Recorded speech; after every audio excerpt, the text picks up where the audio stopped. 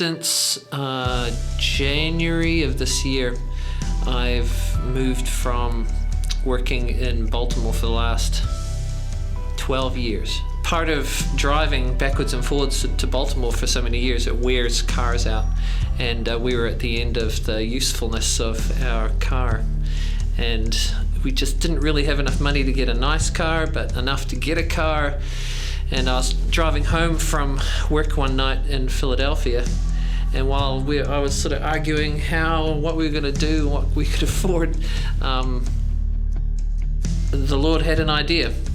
And it came upon me rather surprisingly, in the shape of a probably 400 or 500 pound deer. Fortunately, I was doing a decent enough speed for it to just glance right off, although I don't think I've ever seen a deer fly that high, but it was fairly spectacular. And in the process of that happening, I was trying to figure out, hold on a second, in my arguing in my head, how am I going to afford a car?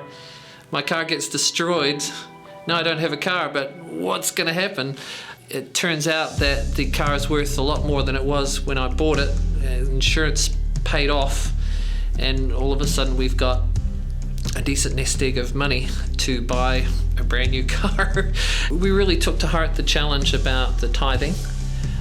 We didn't officially enter the 90-day challenge, but unofficially did. I suppose we didn't notify anyone. Unbeknownst to me, Kimberly had already been really praying a lot about being obedient to the organization of it, and set up automatic deposit. Just the discipline of setting it up seemed to change the structure of some things in our home. I can't really put my finger on how, but it was like something did really change. We just seemed to have money coming in week after week that we hadn't planned on. It was really weird.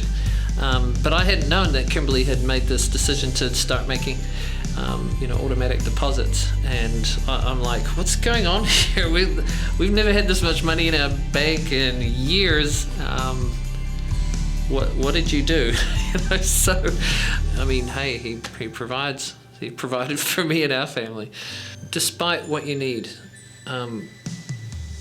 your greatest desire has to be for the intimacy with Christ, to be held by Him, to just want to walk with Him, just to want to see Him. If that's your greatest desire, everything else just, not that it doesn't matter, but it all falls into place. There's a scripture in Colossians that says all these disjointed things, they find their perfect order under Christ. Let go of your passions for other things and your desires to make other things work.